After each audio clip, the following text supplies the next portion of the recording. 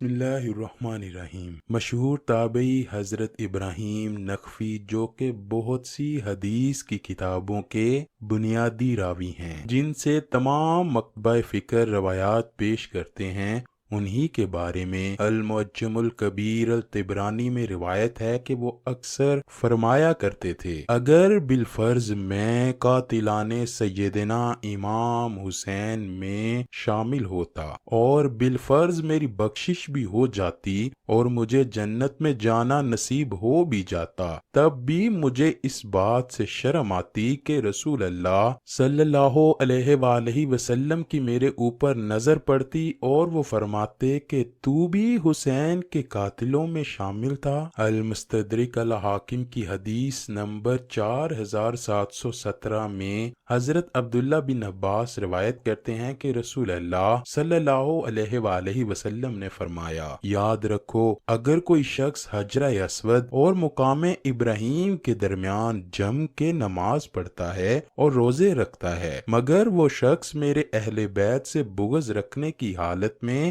اللہ سے قیامت میں ملاقات کرے تو ضرور آگ میں ڈالا جائے گا۔ مسند احمد کی حدیث نمبر 2165 جلد 2 صفحہ نمبر 93 پر ہے کہ حضرت عبداللہ بن عباس بیان کرتے ہیں کہ ایک دن میں نے دوپہر کے وقت رسول اللہ صلی اللہ علیہ وآلہ وسلم کو خواب میں دیکھا۔ آپ اس حال میں تھے کہ بال بکھرے ہوئے ہیں، چہرہ مبارک پر گرد پڑی ہے اور ہاتھ میں ایک شیشی تھی جس میں خون تھا۔ میں نے عرض کیا، یا رسول اللہ یہ کیا ماجرا ہے؟ حضور نے ارشاد فرمایا، یہ حسین اور اس کے ساتھیوں کا خون ہے جسے میں آج صبح سے اکٹھا کر رہا ہوں۔ فرماتے ہیں کہ میں نے یہ دن یاد رکھا اور بعد میں تصدیق ہوئی کہ اسی دن 61 ہجری 10 محرم کو سیدنا حسین کو شہید کیا گیا۔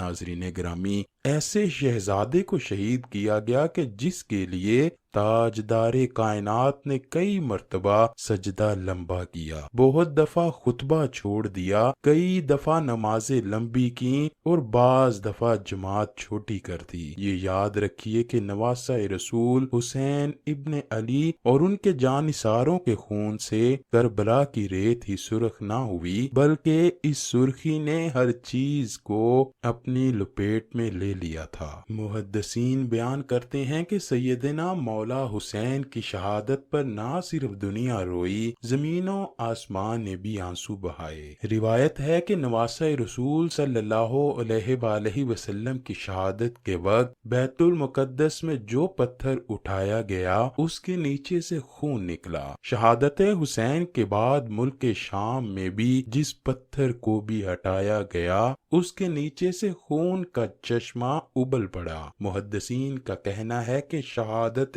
حسین پر پہلے آسمان سرخ ہوا اور پھر سیاہ ہو گیا۔ امام طبرانی معجم الکبیر میں محمد بن سیرین سے روایت کرتے ہیں کہ حضرت سیدنا امام حسین کی شہادت کے وقت آسمان پر سرخی چھائی رہی۔ اس کے علاوہ امام بہقی نے اپنی کتاب دلائل النبوہ البہقی میں یہ روایت نقل کی ہے کہ حضرت علی بن مسہر نے اپنی دادی سے یہ روایت کی ہے کہ انہوں نے کہا کہ امام حسین کے زمانہ میں کم عمر دوشیزہ تھی۔ مجھے اچھی طرح یاد ہے کہ جب نواسہ رسول شہید کیے گئے تو اس وقت آسمان کئی دنوں تک جمے ہوئے خون کی مانند ہو گیا تھا۔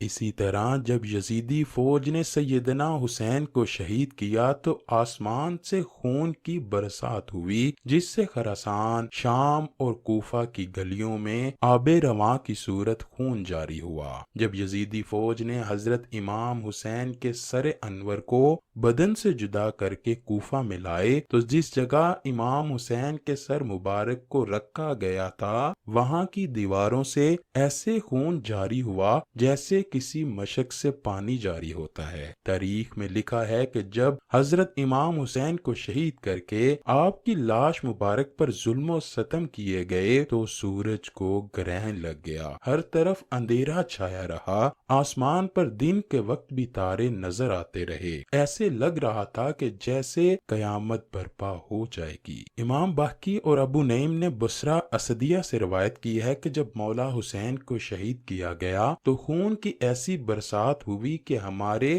گھروں کے برتن خون سے گیلے ہوئے۔ ابن جوزی ابن سیرین سے روایت کرتے ہیں کہ قتل حسین کے بعد مسلسل 3 دن تک پوری دنیا میں تاریکی چھائی رہی۔ 3 دن کے بعد آسمان سے سرخی ظاہر ہوئی۔ روایات میں آتا ہے کہ آسمان کا رونا ایسا تھا کہ جیسے کہ آسمان کے جس حصے میں بھی نظر ڈالی جائے تو وہ سرخ ہی نظر آتا تھا۔ ابن جوزی لکھتے ہیں کہ آسمان کے سرخ ہو جانے میں یہ حکمت ہے کہ جب کسی کا بھی غصے کی وجہ سے خون جوش مارتا ہے تو چہرے کی رنگت سرخ ہو جاتی ہے۔ اسی طرح اللہ پاک نے اپنی ناراضگی کا اظہار آسمان کی سرخی سے کیا۔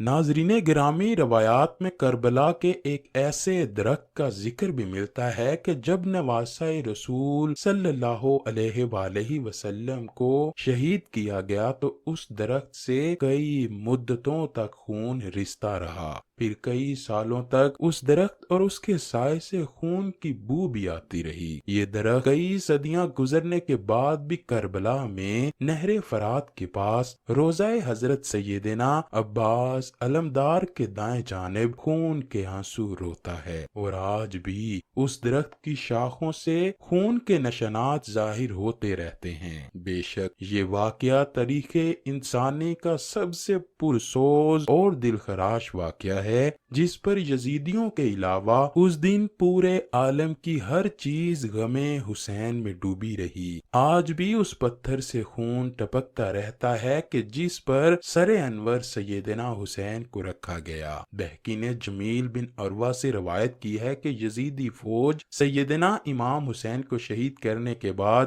آپ کے لشکر کے اونٹ پکڑ کر لے گئے تھے۔ یزیدی فوج نے جب اونٹوں کو ذبح کر کے ان کا گوشت پکایا تو اس گوشت کا ذائقہ کڑوا تھا، جس وجہ سے اس گوشت کو کوئی بھی نہ کھا پایا۔ دوستو، نجات اسی میں ہے کہ اب بھی موقع ہے کہ جنتی سرداروں کی شان و عظمت کا اقرار کر لو، ورنہ وہ دن دور نہیں کہ بروز قیامت تمہیں بھی یزیدی لشکر کے ساتھ کھڑا کر دیا جائے اور پھر حساب دینا بھی ایک عذاب بن جائے گا۔ اے اللہ پاک ہمیں، ہمارے والدین اور ہماری نسلوں کو بھی نبی پاک صلی اللہ علیہ وآلہ وسلم اور ان کی آل سے سچی محبت عطا فرما دے۔ دشمنان اہل بیت اور بغض اہل بیت رکھنے والوں کو ہم سے دور کر دے۔ اے اللہ پاک ہمارا تن، من، دن سب کچھ پاک نبی اور ان کی پاک آل پر قربان ہو جائے۔ کمنٹ سیکشن میں